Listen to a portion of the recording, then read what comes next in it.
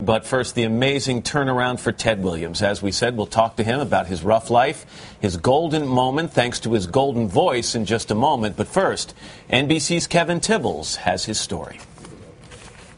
He was just another beggar by the highway, but his sign said, "I have a God-given gift of voice." So the reporter from the Columbus Dispatch took a chance. Say something with that great radio voice. When you're listening to nothing but the best of oldies, you're listening to Magic 98.9. Within hours, that video went viral, way viral. Millions of hits on YouTube alone. I shoot a lot of things, and nothing's quite stuck like this has. His name is Ted Williams, 53, from Brooklyn. As a teen, he fell in love with broadcasting after a chance meeting with a local DJ. He said to me, listen, radio is defined theater of mind. But Alcohol and drugs and a few other things became a part of my life. he says he's clean now, but spent the last decade on the streets. The Dave and Jimmy Show every weekday morning. Perfect, man. From the side of the road to inside the studios of local radio, where many callers offered Williams employment, even a mortgage. I just didn't know if anything like this would have happened. The NBA's Cleveland Cavaliers offered him a job. We loved his voice, we loved his story, and our biggest priority right now is just to get him in here. But before Ted Williams did anything else, he paid the Today Show a visit first thing this morning and helped get our day started in the voice booth. Now that's a set of pipes. For today, Kevin Tibbles, NBC News. Live from Studio 1A in Rockefeller Plaza. Ted Williams, good morning, sir. How are you? Sir. It's great to have you. It's great to be here. This is a dream come true, I'm telling you. Honestly. It's that second chance. Yeah. Yes, ma'am. Can you begin to even sum up what these last 48 hours or so have been like in your life? Outrageous. It's just phenomenal. I mean, there's no way in the world that I could have ever imagined, Matt, that I would be. I mean, just have all of this, just all of a sudden, just come into, this portion of my life. You were panhandling 2 days ago, 3 days ago. Yes. On the streets of Columbus, Ohio. Yes. You're in New York City now, and you're on national television. Isn't that something? I mean, I'm telling you. It's got to be a little overwhelming, to process it even. Yes, ma'am. Yes, ma'am. And you almost didn't make it here, right? You had problems at the airport. Somehow the flight got delayed and everything, and then, God. But didn't you need papers to even prove who Yeah, you were? I had to get an ID. Oh, right. Okay, the ID situation. Yes, ma'am. We had to go all the way downtown and get a proof of residency. I had to go to a couple homeless shelters to get that filled out. And then I had to get a court injunction to, prove who I was, date of birth and all, because I didn't have any ID or nothing. Well, you mentioned New York's your home, right? Yes, Brooklyn, New York. Brooklyn, New York. Yes, your right in the Bedford-Stuyvesant area. I was born and raised. How long has it been since you've been here and been in contact with some family members? 1986 was the last time I actually set foot right here. I watched a ball come down. I took the mother of my two boys, and we came in, and this was the first time she had ever been here, and I was doing fairly well then. I was working in radio and all, but she'd never been here. So what happened, Ted? Help us understand what happened. Okay. You say in '86 you were doing well, you're working in radio. And in 1993, Miss Meredith. That's okay. Drugs and alcohol. I started snorting cocaine, and then I started smoking it, the crack and all of that, and then drinking. Alcohol has always been a part of my life because my parents used to travel down to St. Thomas, so I did have an alcohol problem at an early, but I was a functional alcoholic at that point, I thought, but how bad did it get? Yeah.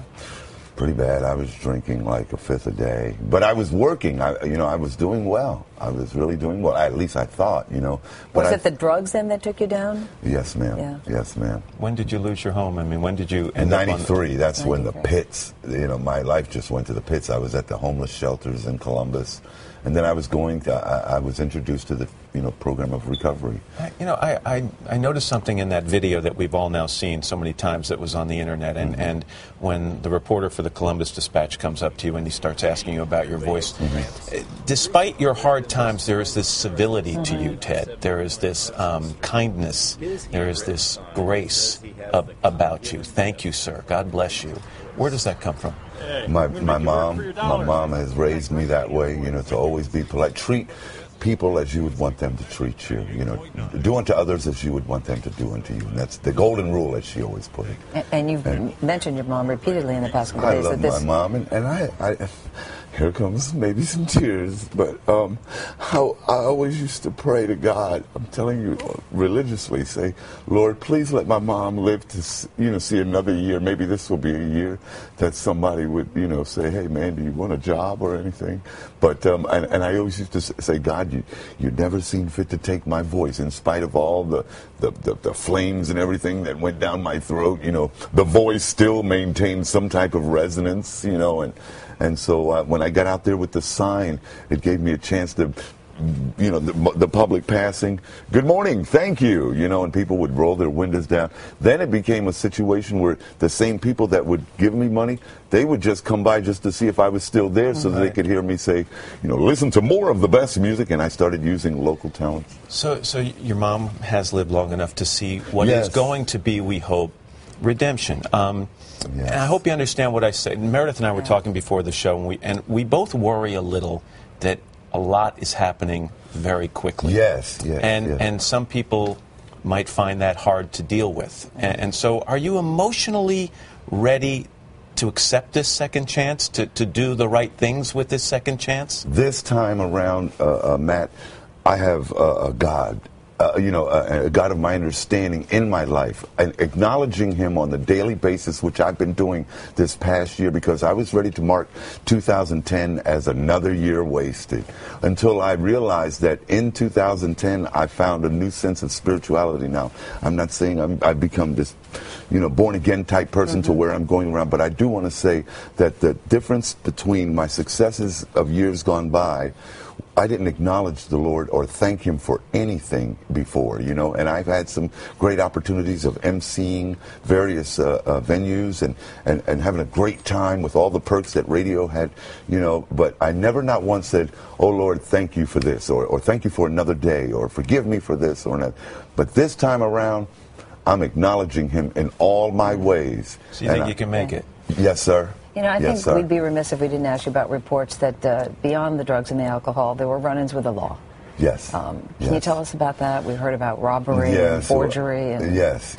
Well, the robberies and all have been broken down and anything. I've never stuck any, no violent crimes at all. It was all thefts and fraud type things, and that was just to afford the drug habits and so forth.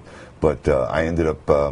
the judges have been lenient, because it was like, okay, let's do this to him. And, I never got anything of any serious time or anything, but I did go behind, fences with barbed wire and so forth. Have you had a chance, Ted, to stop and think about some of what's being offered to you right now? I mean, people want you to do voiceovers for them. The Cleveland Cavaliers have offered you a job. Look at the smile. NFL Films interested in talking to you. They need some help right now. So. They said that they're going to give me LeBron's old house. How about baby steps, Ted? Yes, sir. No. But have you had a chance to even think about what you would like to do? They've been coming in so fast, but I do want to say that I did have one offer here in New York. The fine people at Kraft Macaroni and Cheese have offered me to be the official voice of their product. So when I leave here today, I'll be doing some voiceovers for the fine people of Kraft. How would you pitch their product? When you're looking for a cheesy product, a very delicious macaroni and cheese, choose Kraft. That kind of thing. But I do just want to say one more thing. That this is, man, meeting you two guys and the lovely Ann Curry and Al Roker and all that, man, I'm telling you, I watched the Today Show religiously ever since I was a kid, from Gene Shalit and Bryant Gumbel and Jane Pauley and all of that. And you guys have replaced those people the best. Let me thank you for that. Thank you, Ted. I'm glad I got that opportunity to get that out of me, because... Let me end with one question. Yes, sir. If we sit down with you, Ted, 5 years from today, what are you going to be doing? Yeah. Hopefully a program director somewhere, or I'll have my own apartment. I will say that, and my kids will have love for me. I'll say, hey, Meredith and Matt, the kids are over here and this, that, and I do want to say hello to my children in Columbus. How many kids?